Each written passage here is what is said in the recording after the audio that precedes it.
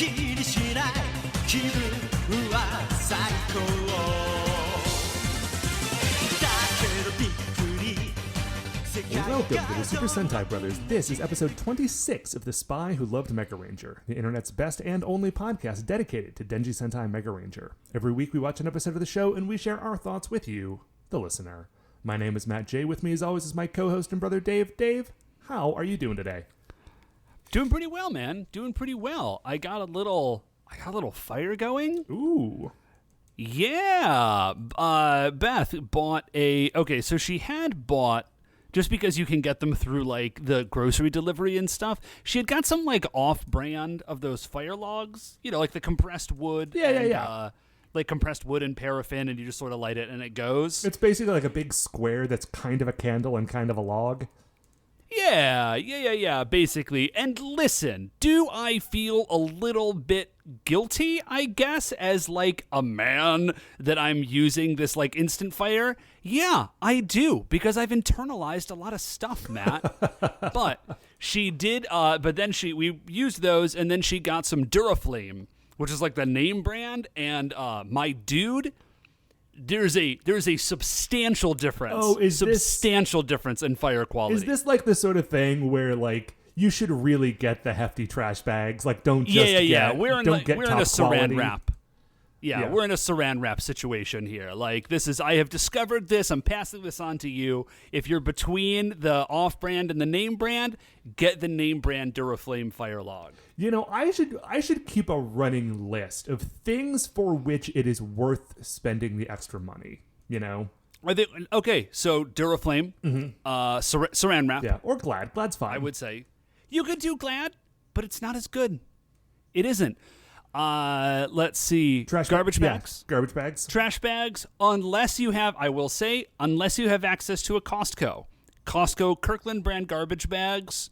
Okay. Here's what I'll say. Kirkland brand products, this is my little commercial / PSA. Kirkland brand products are effectively a name brand as far as I'm concerned. Oh, sure. I mean, I think that seems true to me. That definitely seems more true to me than like getting the Target branded garbage bags. Yeah. The Target brand is not, that's just a thing. But the Kirkland brand is like really quality stuff. So I can't think of anything else off the top of my head. Toilet paper, 100%. Toilet paper, Bic lighters, I would say, probably on the list. Oh, yeah. If you are going to have a lighter and you're not going to have like a Zippo, definitely get a Bic. Don't get those ones where like the outside of it is clear and the wheel is like sort of set kind of like high up on the like top. You know what I mean? Yeah, don't mess with it. Just get yourself a Bic. Anyways, Matt, speaking of high quality products. Nice transition. Speaking of high quality products, I've been practicing. Dave, today we are watching episode 26 of Denji Sentai Megaranger. It is called Really? The end of the Nezirejia? It would have been so much better if it just stopped. Just really? The title was just, really? Huh. Anyway, it's episode 26, and it's talking about the end of the the word that I always avoid saying because I can't pronounce it. The Nezirejia. It's probably not their end because it's episode 26, but we will discuss that in a moment. Dave, before that, of course, first, we have our officially award-winning opening segment. Shining in the heavens, there are 5 stars. What is our first star of the week? So our first star of the week, Matt, just a quick update as to why there was not a Super Sentai Brothers last week. There was a Super Sentai Buddies. Thank you very much, Mark and Brian. There was. Yeah, thanks very much, guys. But Matt and you and I didn't record. Here's why, is that last Wednesday, which is the day before our recording schedule is a little bit of an embarrassment, I'm not going to lie, but we would have been recording Tuesday night, but Wednesday night, I was about to go on strike. So, like, I was going to be on the picket line at 7:30 in the morning on Wednesday, and I was just, like, not in the headspace to do this very fun comedy podcast. It makes a lot of sense. Anyways, it's... Yeah. So it was I've never been part of a strike before. I genuinely hope that I never have to be part of one again, just because it's obviously, like, the events leading up to a strike are not great. Like, they're very stressful. Right, yeah. You don't go on, like, okay, in America, you don't tend to go on strike for very few reasons, you know? Like... Yeah, like, things were pretty rough. So we did go on strike. Now, thankfully, we actually were only we're on the picket line for half a day. So did you actually go to a physical picket line? Oh yeah, dog. We picketed the school. Nice. Like, we were like, oh yeah, the whole staff was like, we were outside the school. We picketed the high school and the Board of Education. Okay. And we're actually only on the line for like I said, half a day, because our negotiating team had gone in the Tuesday night and negotiated from 5:30 p.m. Tuesday to 5:30 a.m. Wednesday. You think they were done at like 5:20, and they're like, guys, it would be so much better if we went for another 10 minutes. If we went got for the full 12 hours. Yeah. So anyways, they had like mostly hammered it out. So they like went home, got to sleep, like recovered all the details, and then called us. So we're like, y'all can, like, we think we have an agreement, like, y'all can come home. So, however, I will say, although the events leading up to the strike were, as we've already mentioned, very stressful, actually the strike itself, it was kind of, dare I say it, kind of cool. Yeah, no, to dude. be like, I get it. Solidarity. You know, it's like, yeah, it's like solidarity, like part of this collective action. You know, like, we're not going to take it anymore, and we had a strike, and now I'm going to say, like, when I say we won, we actually still took a pay cut. Uh-huh. It was just a reasonable pay cut, given the hardships that, are facing us as a society. Right. So, like, we didn't strike for a raise. We were on strike for a more reasonable pay cut, effectively. So we did that. I got a sign. One of our, unsurprisingly, we have a couple of guys. They're both social studies teachers, and they are both, like, full-time teachers, and like in their spare time are like IWW union organizers. Okay. So I think those are the only times that I will ever be fully accepting of the title a social studies teacher, because it always bugged me that they aren't like that. It was because, you know, like when I was in college I studied history, and so I always was like, well, no, like really, like there's history and there's politics and like. And there's other things, and if you boil them all down into one subject and just call it social studies, like, you're really, like, diluting each individual practice. But if those guys are actually, like, union organizers, then yeah, those are social studies teachers. Yeah, they very definitely are. Like, one of them has, like, a tattoo. Anyways, so they got us, like, real old school, like, strike signs. They're just like, they're like 2 feet by 3 feet, printed on chipboard and like big, bold, like all red lettering. I'm going to have mine framed. Awesome. They're super great. So, yeah, we were able to resolve it. You probably shouldn't get it framed and hang it in your classroom, right? You don't think so? Because I was 100% planning on it. I just feel like, I mean, listen, would it be 100% amazing? Yes. I just feel like you might be like, you know, sticking your tongue out a little too much at the admin. But hey, I don't know. Whatever, man. I've got tenure. Get happy. Anyways, Matt, what is our second star of the week? Second star of the week, Dave, is Bun Vulcan.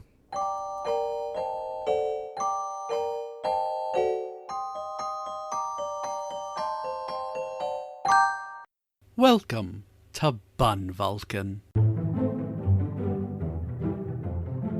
Now, Dave, I've just been doing my standard bread baking. I haven't really branched out. I've been a little busy with other things in life. But you, I understand, do have an exciting Bun Vulcan update. I do. I have an exciting fun Bun Vulcan update. Our friend Jen, it was her birthday earlier this month, and we were going to have a COVID bubble birthday, and then cases started to like go out of control, and we were like, collapse the bubble. Right. The bubble is gone. We're not doing anything. But So I said, once we sort of realized that this was going to be the case, I said, hey, would you like a cake? Like, I'll still make you a cake because it's fun for me and it would be nice. What kind of cake would you like? And she said, that would be lovely. I don't know. Pistachio? And I said to myself, yeah, okay. Let me see what I can do. So I did a little bit of researching, and I found a recipe for a pistachio cake, and it's from Sally's Baking Addiction. Great website. And the recipe for the cake was good. If you were planning on making it, me personally, she calls for cake flour, and I think I would probably do a mix of cake flour and all-purpose flour. The cake was a little too tender, in my opinion. That's ultimately neither here nor there, just if you're going to do her pistachio cake. But that's not the exciting part. What's the exciting part, Dave? Here's the part that I felt really good about. First of all, that I did a pistachio thing, because doing stuff with pistachios is a giant pain. Here's why. You get pistachios, but even if you get shelled pistachios, you know peanuts, Matt? How there's the shell and then there's like the paper, yeah. Right? Okay, well, pistachios have that same thing, but it is not nearly as like slippy. Dave, I don't understand why you're talking to me like a man who has not eaten a lot of pistachios in his life. Well, see, I had never thought about it until I started doing a pistachio like confection thing. Because if you're just eating them, it's fine. But if you're going to make like pistachio cake, you don't want that. You don't want the paper. You don't want the paper, Matt. Right. In a pistachio cake. Well, I also feel like I don't know. It feels like it would cause structural issues. You know, I don't know. Maybe. It just doesn't taste great. Like, it's real fibrous and kind of woody tasting. So if you want to do a pistachio cake, you got to get the pistachios, and then you have to, like, blanch them. And after you've blanched them for a few seconds and then let them cool, the paper loosens up to the degree that you can get it off. But you've still got to sit there and, like, manually get it off. So if you're doing pistachios in any sort of quantity, it takes a minute. So we did that. So I felt good about it. Here's the other thing. Here's the part that I felt really good about, Matt, is I made, for the filling of the cake, because it's a layer cake, I made pistachio creme mousseline. I don't know what that is. Okay. So creme mousseline, you could have known. That seems to be like the sort of thing that you would have possibly known that. So I didn't want to just jump in and assume you didn't know. So anyways, creme mousseline. It is a cream that was the fascist ruler of Italy during World War II. Matt, that's such a good setup for another subsequent joke, and I feel like I've really failed you by not following up on it. By not having a lot of detailed knowledge of the life of Mussolini. Yeah, I really do not, unfortunately. Anyways, creme mousseline, it's pretty simple. It's creme pâtissière, or pastry cream. It's pudding. It's basically like creme pâtissière is pastry cream. It's pudding. Okay. It's pudding, but you mix in half by weight of softened butter. Okay. So it's very rich. It's not quite as sweet, but it's also very stable. So you can use it for like frosting, for example. Okay. So what I did, and this is something that I kind of like, I'm sure I'm not the first person to have ever done it, but I did come up with it out of my own head. You know what I mean? Like that version of inventing, quote unquote. So I made pistachio creme mousseline, which is pastry cream, quarter of that weight by butter, quarter of that of just softened regular butter, and quarter of that by weight of pistachio butter, which I made. Ooh. Which is just, I put the pistachios in my food processor and ground them until they became pistachio butter, and then I mixed that with butter and then mixed that with my pastry cream, and I made pistachio creme mousseline, and I put it in the middle of a cake, and it is baller. It's real, real good. It also makes me feel like you could probably do like a peanut butter, like a peanut sort of thing if you were so inclined, and that has given me some other like chocolate peanut butter sort of cakey thing. I don't know. It's still nascent in my head. That's my bun, Vulcan. I just did kind of a fancy thing because I'm a fancy-ish boy. Very nice. Matt is our third star of the week. Dave, third star of the week is, as previously referenced, I have recently purchased one house. Congratulations again. Well, okay, thank you. Also, I'm struggling with terminology because I'm calling it a house, which it kind of is. It's also kind of a townhouse. It's a row house. It's part of a building, but it's like, yeah, it's a row house. Yeah. Anyway, there's a word for that. You're good. But I feel like if I say I bought a row house, then people are going to be like, "Wow, that's a lot of real estate." Oh, it implies that you. Oh, okay, I got you. I mean, yeah, I didn't buy the whole row. I just bought like a slice of it. Dave, I bought a home slice. Is what I did. Buy a home slice. Well, man, in any case, we have certainly defined it to death at this point, and I think we can safely move on. Okay, yeah. In future episodes, I will either refer to it as my home slice or just the new place. So, the thing is that did I talk in much detail about like the condition of this place? Yeah, I think you did. Because it was a concern as to whether or not you were going to like actually buy it based on the then pending outcome of the home inspection. Oh, yeah, so yeah. It's basically, if we didn't, it's a real fixer-upper. Right. It has been unoccupied for like at least 8 years. So now what I am doing is I am going through the process of like taking an hour or two off of work every day or two to go over there and meet with an electrician, a plumber, a structural engineer, a roof guy, a slate roof guy specifically, because not all of the roof, but part of the roof is slate.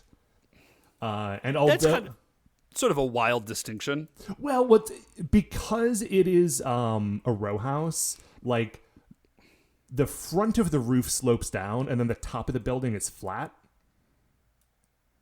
And so on the flat part of the roof, I think it's just sort of like a standard asphalt roof. But on the sloped part that faces the street, that's the all visible slate. part. That makes sense. So, okay, so this is all, there's a lot going on. There was a pest guy out. My Oh no, Matt, listen, I'm telling you, for any person listening to this program in their like late 20s up through early 40s, this is gold audio. Okay, well, then, everybody wants to listen to Taos talk. What I have realized, there were two things I wanted to point out specifically. Thing number one is that I had a pest guy come out and take a look at the basement, because there are rats that are getting into the basement, because it's been empty for 8 years, and that's what happens to an empty building after 8 years. Probably after 8 months, frankly.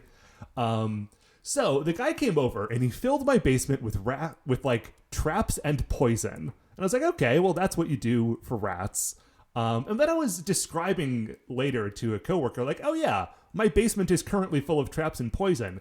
And I realized that like it's kind of as though it's like a dungeon in a Dungeons and Dragons game, but like for rats. Like they can come in and get the fabulous treasure of like, I don't know, being in my, like the great joy of being in my basement and like scooping up a tiny bite of peanut butter that is in a trap. The great gold that is before them. But they do have to avoid the traps and the poison. So far, a number of them have been unsuccessful. All that means, man, is that you got high-level rats.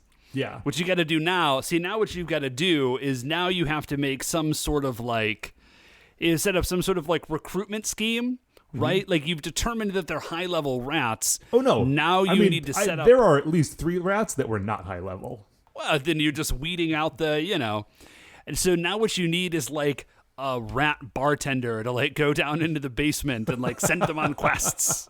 The other thing was that a guy came out to look at the roof, right? And the roof, it's like a 3-story building. Like each unit is kind of narrow, but it goes up high. So it's a 3-story building, and the slate roof is up there, and it would be a pain to get up there. And so when he shows up, he's like, okay, he comes inside, he looks at like the leak of the water through the roof, and then he goes outside and he just pulls out a drone and he flies it up there. That's pretty brilliant. And I was like, oh, right.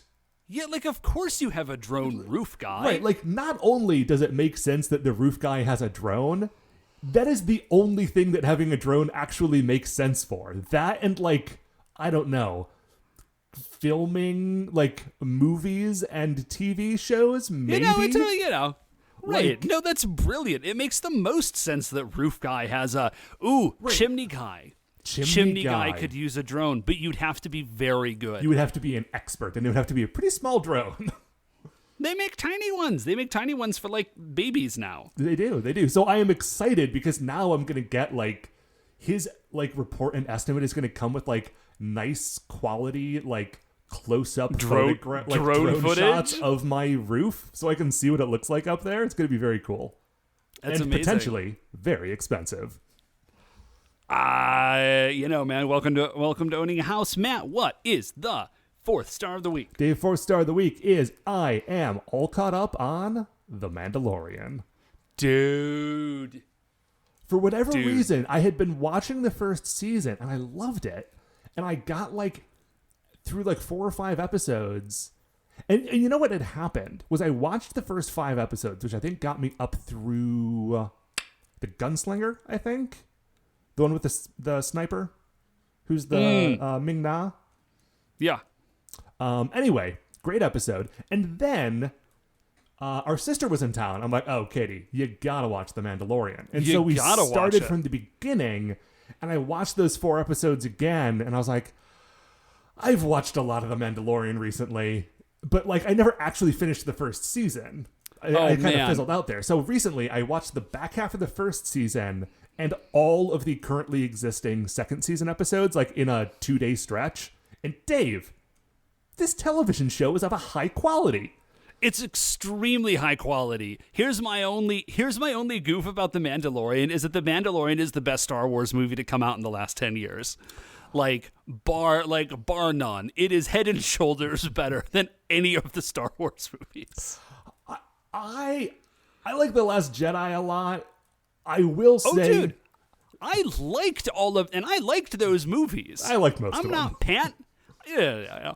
I saw them all. I saw them all in the theater and walked out and said, that was a fun movie and I enjoyed it. Oh, yeah. Right? I'm not panning those movies. Mandalorian is still just way better. The thing that I think is so hilarious about The Mandalorian is that, like, I see people who talk about The Mandalorian like, it's a space western. I'm like, you are calling it a space western because you have never played Star Wars the tabletop role-playing game. Because if you had ever played Star Wars the tabletop role-playing game, you would never say this is a space western. You would say this is just a televised version of Star Wars the tabletop role-playing game. Like, revised edition. Well, that is one of the better editions. I'm not going to lie. Revised was good. Revised was really good. Yeah, I know some people have a soft spot for the old WEG edition, but no thanks. Because there was also the WEG Ghostbusters game, and those were really D6 heavy. I did not like the WEG system. Yeah, too much. The more recent Fantasy Flight game was good. The one that was built on the Ghostbusters one? No. Fantasy Flight did the most recent Star Wars tabletop game. They sort of did the same. Do you remember that weird system with the custom dice for their edition of the Warhammer game? Yes. Yeah, no, that's a great game. Yeah. They did the same system for Star That's Wars. Very good. Really good. But like, this is, and here is the extent to which it is a tabletop role-playing game. It's like, okay, in a Star Wars tabletop role-playing game, you can't really involve the Jedi unless it's totally a Jedi story. And so, like, Mandalorian's like, well, like, there's Force stuff, but we can't focus too much on Force stuff, or else it's going to totally take over the show. And then they're like, well, we can involve some canon characters, but we can't let them all the way in, or else we're just, like, pretending that we're in the movies. So, like, you can't have Luke Skywalker, but you can have, like, Anakin's Padawan from the animated Clone Wars show. And you can't have Thrawn, but you can have somebody talking about Thrawn. Dude, they put Thrawn in. I think we're gonna get Thrawn. I think we're gonna get Thrawn. I'm just gonna say it right now. Thrawn. I do think we're gonna get Thrawn. I'm very excited about it because Thrawn is like extended universe stuff, like extended universe from books that are no longer canon, right? Yeah, I don't know. It's gonna be weird, obviously, because it's about to be canon. Again? Right. But, yeah, guys, if you're not... I mean, this show is... We're not saying anything nobody else is saying. I guess we should have said spoiler warning for The Mandalorian. But, dude, the most recent episode was extremely good. There was it a was character. extremely good. There was a character that not only did I not expect to see, but when I saw him, it took me like half of a full scene to realize who he was. Oh, yeah. I saw the drop for him, and I was like, oh, that seems to be a drop for this character, but it can't possibly be that because of a reason. And then they were like, it is this character. And I was just like, no way. Yeah, it was pretty amazing. It felt real good. Yeah, dude. Check out The Mandalorian on Disney Plus, a streaming service. Dave, what is our fifth and final star of the week? So, our fifth star of the week, Matt, is that we're reaching a spot in our ongoing Mage game where we're going to take a little break from that because we're sort of at the end of an arc, or we're nearing it, and we said, well, we're having a great time. Let's move on to another game, and, we'll figure it out. So we chatted about what we would do, and we landed on a game that I love that's very near and dear to my heart. It's called Deadlands, Hell on Earth, and it's a post-apocalyptic game. And I was very excited to discover that there is a new edition of Deadlands Hell on Earth that you can play using a new system. Which is good. Because Deadlands Hell on Earth and all the Deadlands properties, to be honest, occupy a real sweet spot in my heart. There were some of the first games that we played, you, me, and our buddy Sean, and they are great games, and the system for Deadlands is objectively a hot mess. Oh, there are a lot of fun ideas in it. Yeah, dude, it is barely playable. If you are a person who plays games that has never played this, to play Deadlands Hell on Earth, you need a full set of dice. Mm-hmm. You need a poker deck. You need, a full set of dice, multiple poker decks. Mm-hmm. You need a pot of poker chips. Yes. Is there anything else you need? I think those are the only things you need. So, when you roll, this should just give you a clue. When you roll initiative, you use the dice to roll initiative. Based on the results of the die roll, you get dealt cards. And then each of the cards are resolved in order from 2 up in suit order from club, diamond, heart, spade. That's bottom to top. Yeah, sorry. So you go bottom to top. No. You go top down. Yeah, That's so right. if you have the ace of spades, you go first. If you have the two of clubs, you go first. last. Yeah, so there are two of hearts and there's goes the last. jokers. The jokers are in there too. So there's 54 different possibilities for your initiative. But you need a deck for the heroes, and the NPCs need a deck for the NPCs. And that's just initiative. Yeah. The whole game is like that. So anyways, there's a new version of the game. We're going to get cranking on a new fun post-apocalyptic adventure here. I think it's going to be a great time. I'm certainly looking forward to it. And you know what else I'm looking forward to, Dave? Discussing episode 26 of Denji Sentai Megaranger. It is called, really? The end of the impronounceable word? No, the end of the Nezirejia. It was written by Yasuko Kobayashi. Its original air date was August 17th, 1997. You can watch along either on the DVDs or at shoutfactory.tv. Once again, Megaranger been good. Definitely recommend it. Okay, we're going to take a break. We're going to be right back, and we will talk about it then.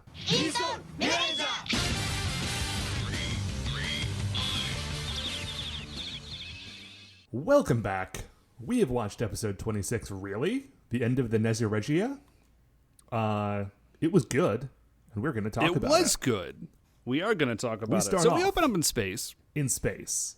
I did not realize this at first, there's a moon base. So there's the Galaxy Mega, satellite base, and then there is apparently also a base on the moon, which is where we open up on Yusaku Hayakawa, the chief of the Special Projects Division, who has vertical blinds in space. Yes. Very good. I mean, listen, dude. He doesn't have space blinds. He doesn't have just a shut. It is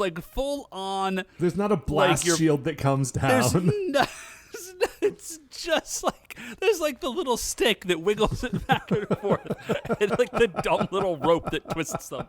That's his space blinds.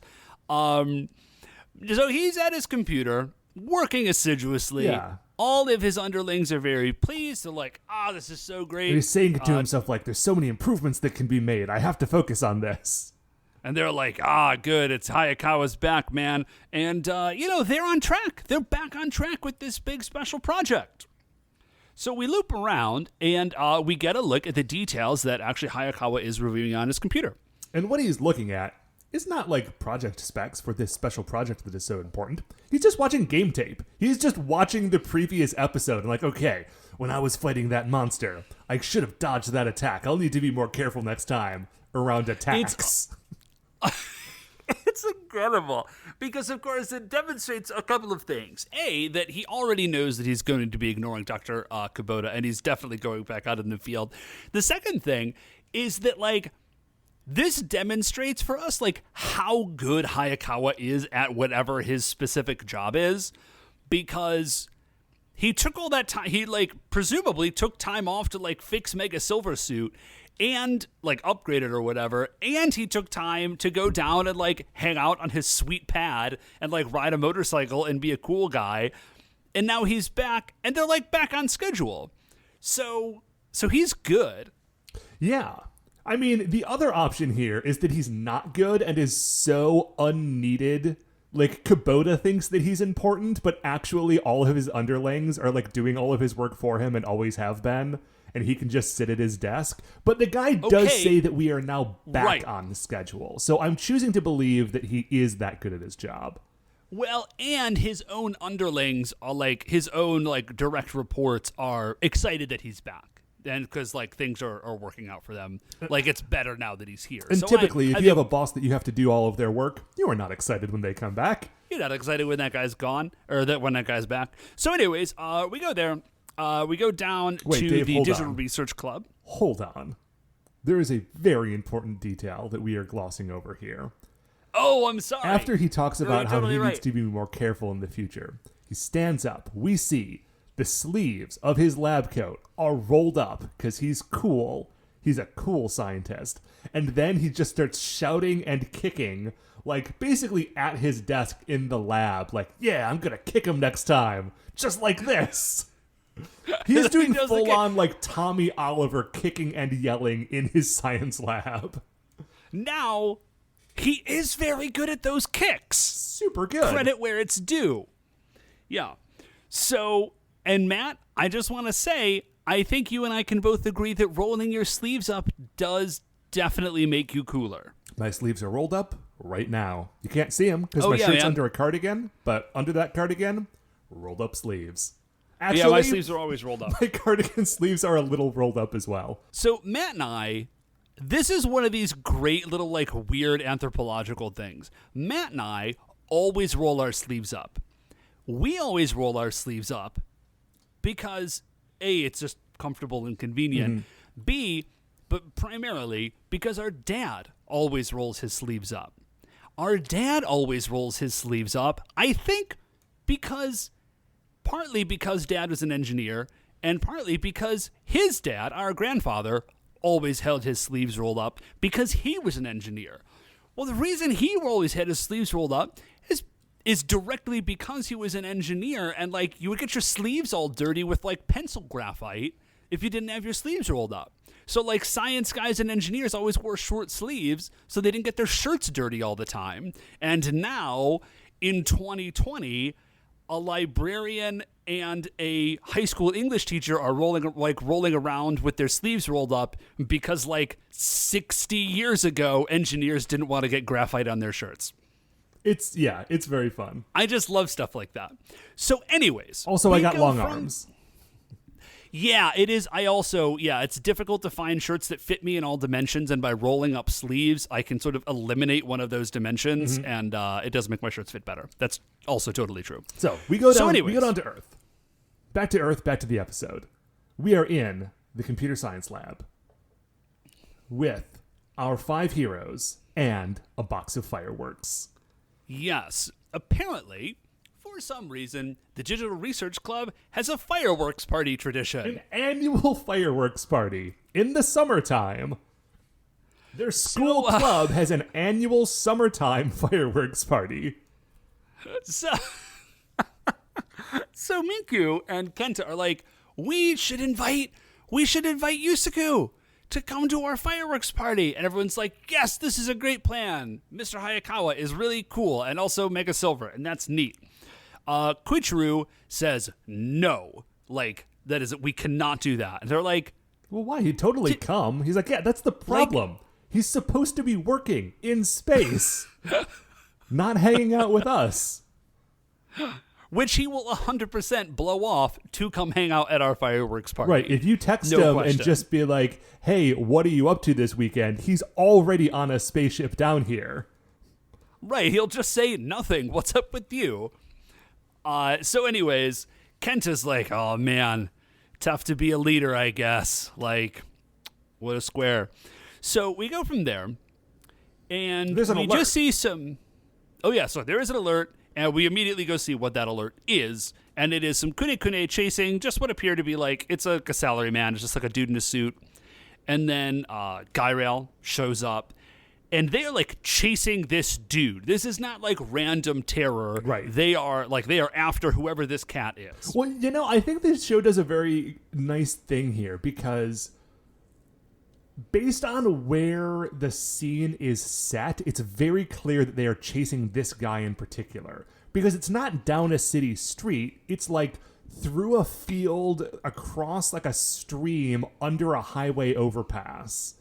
Like, there are no other people around. They are specifically chasing and hunting this guy. So they kind of close in on him. And he reaches into his jacket and grabs this just like little it's a sonic screwdriver stick. Yeah, thank you. And he like, it's like a tasery blasty thing. He like blasts him kune, and Guirail says like, how dare you use that? And he blasts Guirail, and Guirail disappears. And the Rangers have just shown up, and they're like, what is going on? Guirail kind of gets in a parting shot as he's teleporting out, and the dude goes down. We cut to the hospital, and Dr. Kubota is there, and Dr. Kubota is talking to this guy who has the blaster, and this guy is Dr. Namba. Now, Dr. Namba is a scientist who disappeared about a month ago, and Dr. Namba says, like, oh yeah, like, when I disappeared a month ago, I was captured by the Nezirejia, and they have been, like, holding me this whole time. Like, holding me, torturing me, but... while I was there, I kind of was able to figure some stuff out and like Iron Man together this thing. And Kubota's like super impressed. He's like, what is this thing? And he says, oh, it's like a Nezirejia energy neutralizer. And it uses like hypersonic waves and just basically like shorts out the Nezirejia. And Dr. Kubota says, predictably, that's amazing. Love to see that. Basically love to see it. You basically have just saved Earth. Like, this is incredible. We quick cut, and Dr. Kubota is there with the Rangers, and he's like, check it out. The Rangers are psyched. Yeah. Kenta's like, Miku wait, so we do not have to... Yeah, I think Kenta and Miku are like, so you don't need us anymore. We're good? We can just go home? And Chisato is like, well, no, they probably still need us because they need someone to operate the device to, like, use it to chase away the Nezirejia when they come to Earth. But Dr. Kubota is like, actually, like, no, we are fine without you because... Well, sort of. We will be fine without you soon. Dr. Namba has said that if we just plug this device into these satellite arrays, then that will be able to, like, send out the wave in a huge burst, and that will just destroy all of the Nezirejia at once. Yeah, like it'll... And we'll be good. Blanket the Earth, we'll be good. So what we need you to do is just go to the place where this is going to be happening and watch. Yeah. So you're on guard duty until this thing. Then as he's completing this, is a guy comes in, he's just like, hey, we did just hear from the moon, and Dr. Hayakawa would like to take some vacation. And yes, because there's an adventure to be had. Dude, I love it. Dr. Hayakawa is great. I keep saying Dr. Hayakawa. They actually just call him Mr. Hayakawa, but I feel like you would have to have a doctorate, right? I don't know. Maybe not. Maybe he's like Maybe all the not. dissertation Hayakawa.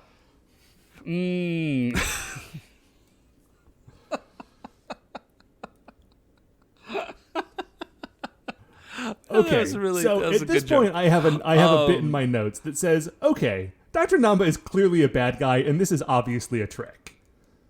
Okay, dude, good for you, man. You caught it faster than I did. I obviously knew that there was going to be a twist. So, sorry, spoilers, Matt is right. I knew there was going to be a twist because obviously they're not getting rid of the Nezirejia in episode 26, but I did not particularly see this thing coming quite yet. It's pretty short. I was wrong about the specifics. I thought that this was going to be like a Shibolena mind control thing, and it turned out to be something totally different and crazy. Yeah, but this is when my spidey sense started tingling. So we see the Rangers, they're camping out. They're just literally camping out. Kenta did bring the fireworks. They're like, dude, we're on watch. You cannot be setting off fireworks. And he's like, guys, come on. The fireworks are fun. They'll take our minds off of all of this, which is literally the exact opposite of what you're supposed to be doing.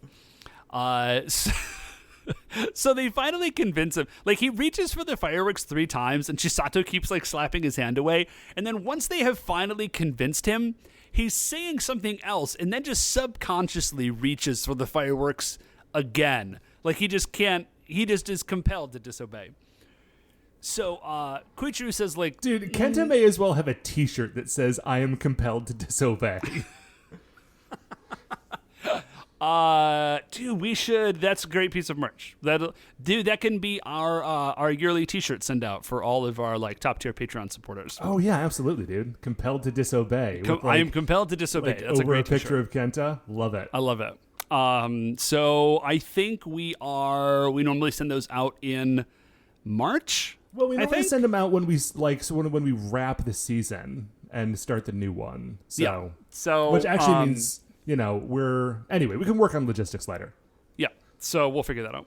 Anyways, so Koichiro says, like, I'm just going to go take a closer look. Like, let me go check this whole situation out. So he shows up, and we see a lady who we're about to find out is Dr. Namba's wife and their child, and she's, like, trying to get into the base. She's like, please let me in. He was gone for a month. He is my husband and the father of this child. He very obviously will want to see us.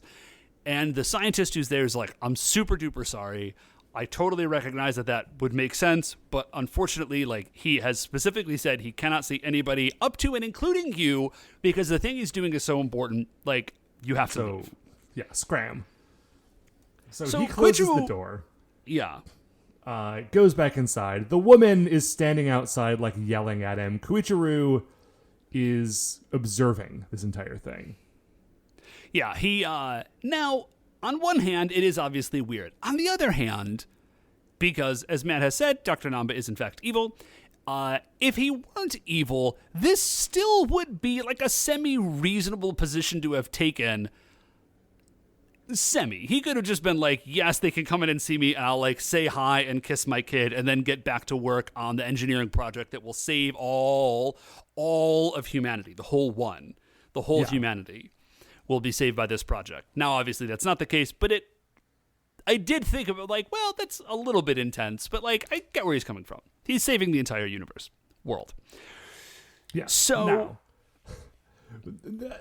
red flags continue to go up. Because inside, the assistant who has been talking to Dr. Namba's wife, Mrs. Namba, comes in and says to the doctor, like, hey, I told your wife and baby to leave. So I covered that for you. Are you, like, super sure that you don't want to just say hi or whatever? And Dr. Namba's like, or anything? Yeah. Like, yeah, nope. Very busy right now. Thank you for getting rid of them. Also, good news, we're all set here. Why don't you get all the other humans, all the people who are our staff, together in the meeting room, and I'll come meet you all there, and I'll deliver some news to you all when you're all gathered conveniently in one spot. Yeah, my notes just say, gather everyone in the meeting room. Oh no, he's evil. So the wife sneaks in, Koichiro follows, and she's like, please stop.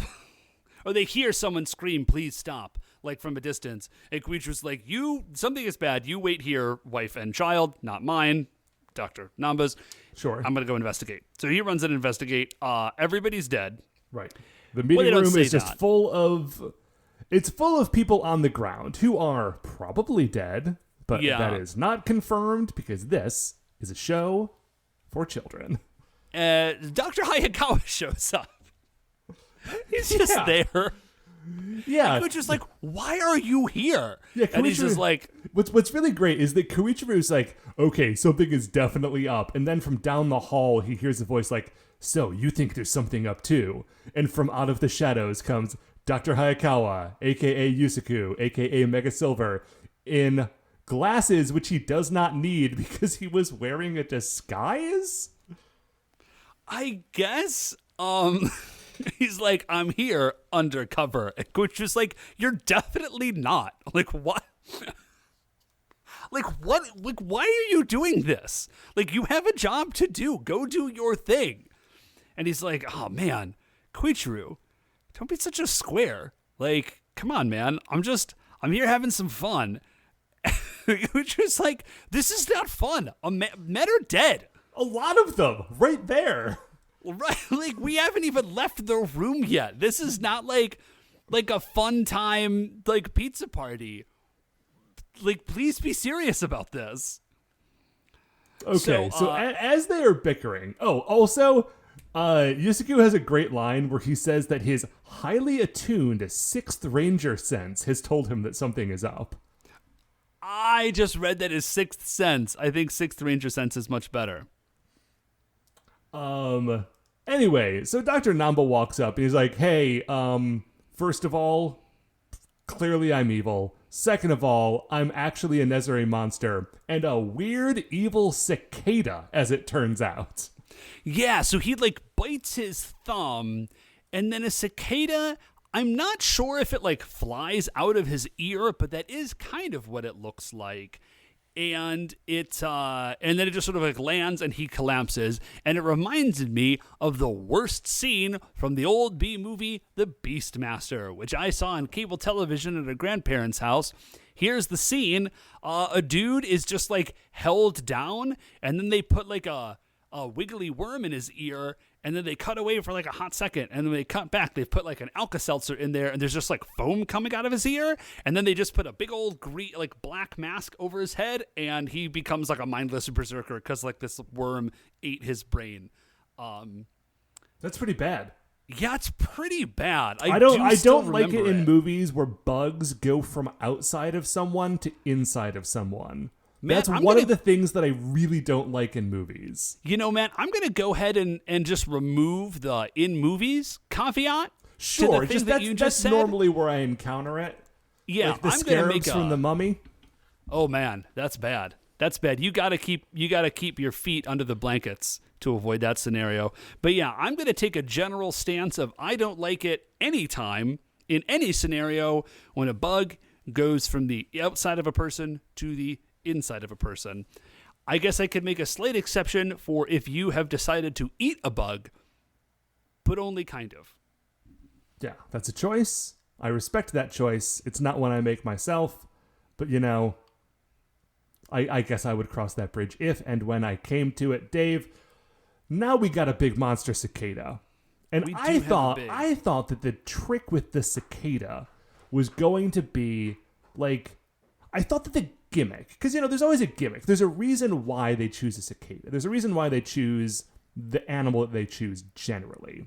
Yes. And I thought it's like, oh well, cicadas like hibernate inside of their like, that's what I thought too. It's a dual thing because it works on both multiple like levels. They hibernate inside and then eventually they pop out and then they're annoying, and that's what's happening now, is that this has been hiding inside and now he's out like a cicada does. Yes. Here's the second part of it. It also makes the terrible cicada noise. And so here's what we find out. Obviously, Dr. Namba has not created a Nezirejia destroying device. He has created a human destroying device and tricked the Rangers into helping him do it. It's a very good plan. Also, Cicada Nezirejia looks horrifying. Do not love it.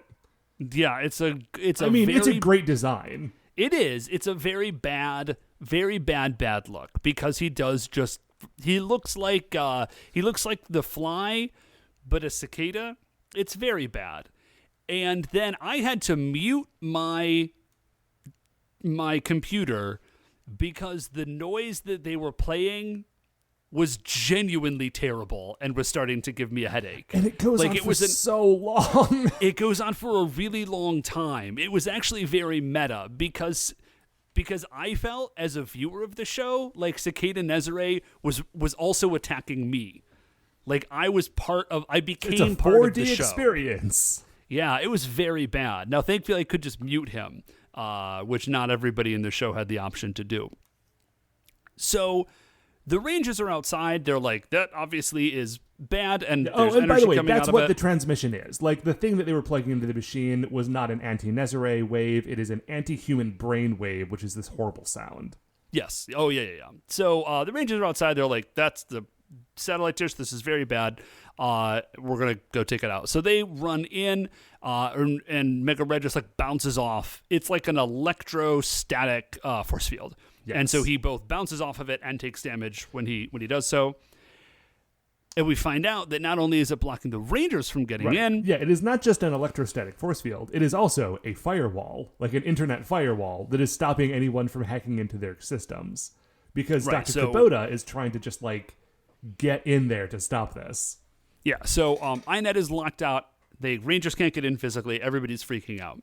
We shoot to the Nezirejia. They are loving this plan. Obviously, it's really good. So we go back, and we're still in this scene with Cicada and the wife and the kid and Yusaku and Kuchiro. And Kuchiro's like, hey, Yusaku, why are you looking so confident? We're in a very bad situation here. And he's like, it's cool. And he just like throws his jacket at Cicada Nezirejia. He's like, run. And then they just run away. Yeah. There is a moment where they try to stop to grab the either dead or unconscious Dr. Namba, but they do not have that opportunity. So, Ko is like looking around for they're kind of like running, hiding, and they're in like a nondescript part of the building, and Ko is looking for the system that can shut this down. And Yusaku's like, we should go back and fight and like go do the thing. And Kuchiro's like, hey, my dude, this is not going to work because we can't install. Right. Yeah. Because they had tried to contact Dr. Kubota, and when they weren't able to, Yusaku realized that like the shield that is blocking everything off is doing a few things. It's stopping physical like movement between the inside of the facility and the outside of the facility. It is stopping the people from outside from like hacking the systems. It is stopping the horrible sound from affecting Koichiro and Yusaku, but it is also stopping the the install process, because that originates at Galaxy Mega and is sent down to the Rangers in the field. So because like they're cut off from that, they cannot transform right now. Yeah. So and then of course the baby starts crying. Totally reasonable. And they're like, this is very bad. The Kune Kune are going to hear this baby. Yusuke's kind of stoked about it because he's like, this is crazy. This is really wild. We're having a cool adventure. Yeah, and Kuchiro is not into it. There's a quick flash to outside where they're fighting still, the Rangers are. We go back inside, and now Kuchiro is again, he's like still looking for the system. They're down in like the bowels of the building, and he's like, you need to chill out because you just kind of want to be a hero. And this is not like, we're not doing this to like hang out and have like fun time hero times. Like this is really serious, and you need to serious up. The baby is still crying. Koichiro is trying to like comfort it, and the mother's trying to comfort it. Nothing is happening. Koichiro is trying to convince the baby that it should be quiet, I think is a better way to describe Yeah, that is probably a better way to say it. He is not successful. He does not have that sort of touch. And Yuzuku looks over and sort of smiles at himself and sees, like, there's just like a notice that's posted on one of the crates that they're standing next to, and he pulls it off. He pulls the piece of paper off the thing, and he's like, and he just sort of starts like messing with it a little bit, like folding it up. And he's saying, like, man, like, you definitely need to chill out sometimes. Like, your very intense, like, demeanor, like, leader thing, like, is not always the right approach. And when we cut back to him, he is like, used the folded up paper and like a twisted piece of wire he found to create like a makeshift pinwheel. Yeah. And he sort of like blows on it. He's like, aha, I've made this little toy. And Koichiro's like, why are you making a toy right now? There are monsters chasing us and this baby is crying and we need to find a way to make the baby stop crying. And Yusuke just walks over and hands the pinwheel to the baby and blows on it. And like the baby notices the spinning pinwheel, is like, ah, goo goo gaga. Yeah. And he's like, yeah, dude, I know. Like, I'm not a dummy, and it's not that I'm not being serious, but you're just a real drag. like you can recognize that we have a problem and solve it without being like sour about it, my dude. Like, come on. So it's a nice moment. It is very good. We go back. The Rages are really on the ropes with Guy Rail. Like, it's going very poorly. They tell the mom, though, like, you wait here. Like, the baby's being quiet now, so you're kind of safe. We got to go. So they go up. They find a control thing, but Cicada Nezirejia shows up, and he's got, like, some sort of... He can do this... he also has, like, a personal sonic attack. Like, yeah. He's the sonic attack guy. They set him up to do the larger thing, but he also has his own, like... personal thing. Yeah. Things are looking bad. The fight... Because, they can't transform, so, like, that's not going super well. And Yusuke was like, if we can't transform soon, we're probably not going to win. And Koichiro, at this point, is like, hey, man, that definitely does not sound like your demeanor. Like... let's do this your style and like do some big stupid bravado moment and just run at this guy. And it totally works. They basically just like double charge him. He's surprised. They kick him out a window. He hits his own like energy wall, gets blasted, and goes down. And in so doing, shuts the whole wall down. Yeah. So then INET can get in. They shut the system down. Yusuke and Koichiro are able to henshin. Mm-hmm. The fight is joined. Oh, Dave, there's one moment that I think we missed when they were fighting through a hallway of Kunekune to get to that control room. It's that Ko was about to be zapped, and Yusuke didn't throw himself in the way of the blast, but threw himself towards Koichiro to save him from being blasted. Oh, and, that was a good... kind of took a big hit in the process of it. And he's down on the ground for a second, and Koichiro goes over to him when he's able to clear out the Kunekune and says hey man, are you okay? And Yusuke's response is yeah, it's fine.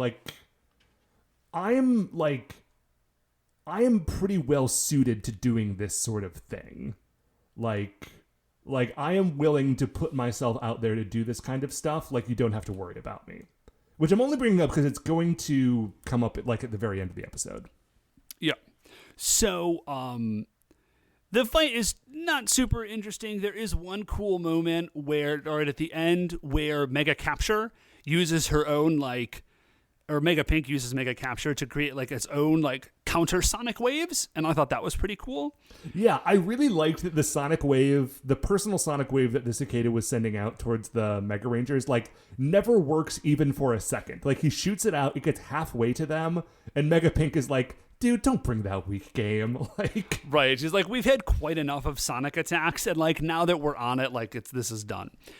So they finish up with Blazer Impact, which is Mega Silver's move. I love it because it is a rapid shot that also involves running at the person while you are shooting them. And ends with transforming your gun into a sword and slicing them in half. It's a real strong move.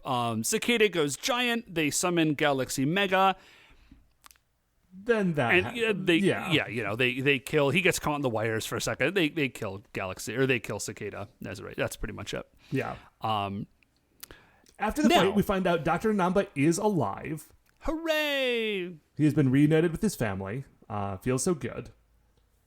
Dr. Kubota calls Yusaku on his cell phone and says, like, hey, I'm not going to yell at you, but you do need to come back to work. Yeah. Kenta gets out the fireworks, and they're like, so the fireworks, like, you should stick around. And Yusaku's like, well, I gotta go back to work, but, like, this won't take long. Hooray! Yeah. Well, and also Koichiro says, like, okay, like, right. you can come and, like, you can party with us. I really dig that they specify that it won't take long, and then the next scene is, like, very Night obviously has fallen. hours later, right? And then they're doing their little fireworks party.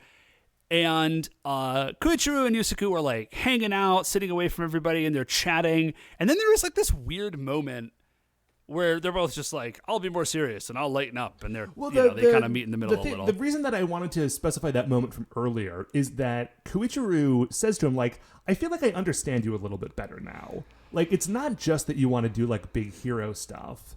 It's that like you are like there is a need for something like." I don't think he really says all of this, but this is what I got out of the conversation, was like, you recognize that there is a need for somebody like you to be doing the sort of thing that you are doing, and you feel like you are the best person for the job. So despite the fact that it is disrupting your life, and like, yeah, you're enjoying it, but like your motivation is pure. You're not just in it for the hero stuff. You are trying to fill a hole that you see needs to be filled. Yeah. That was the vibe I got off their conversation. Yeah, it was very good. And so then he sort of like, Koichiro like sort of scoots in towards him, and then Yusaku scoots away. And then he scoots in again, and Yusaku scoots away. And then the other Rangers are like, what's going on over there? You guys are suspicious. Which is like a weird, like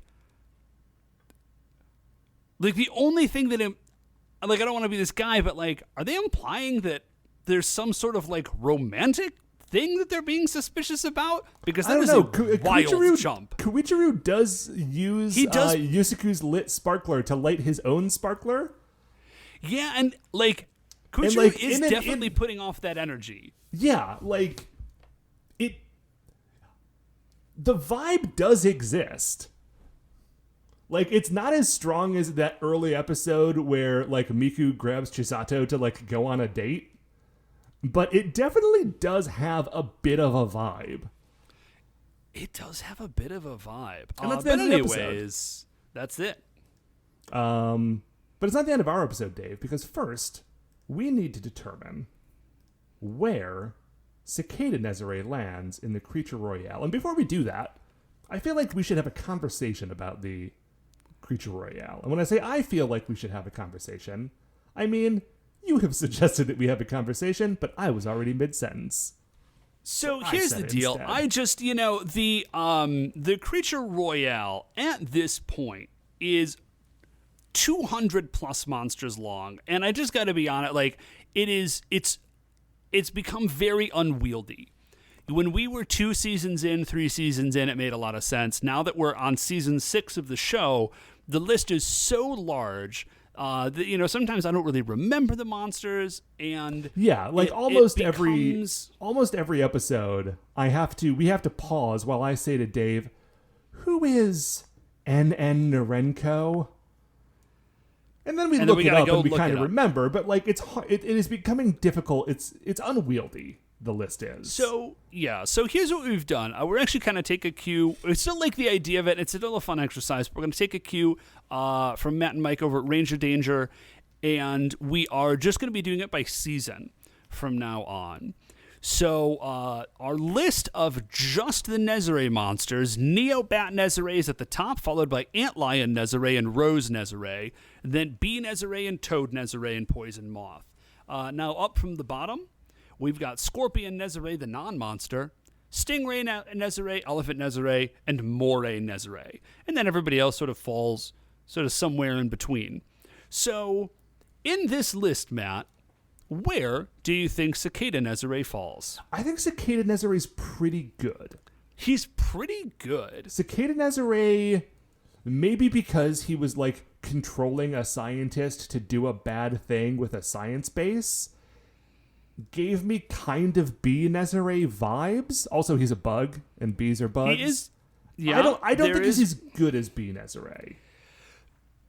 No, I don't know. He's got a very cool plan, and I really like that he kind of had a different spin on like the mind control thing.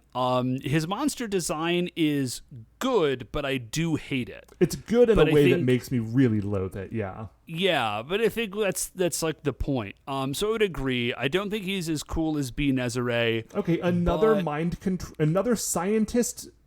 I'm sorry, let me rephrase this. Another Nezirei monster that controls the mind of a scientist is Owl Nezirei. That's at number 7. Well, I was going to say, to be fair, they're actually pretty thick on the ground. Yeah.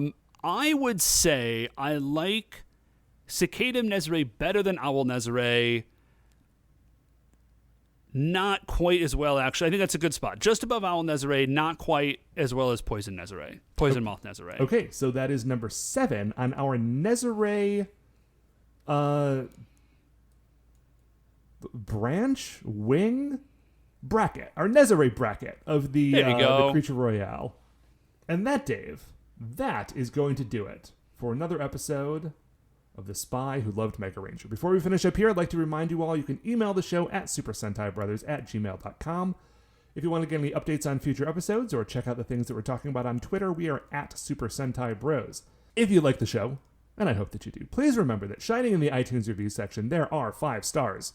Rate, review, subscribe on iTunes, tell a friend, tell a foe, tell a mind-controlling monster from a twisted dimension. Actually, don't tell them. If you see them, do not have a conversation with them. That is a bad idea. You know. Given the option, avoid. But do not avoid Retrograde Orbit Radio.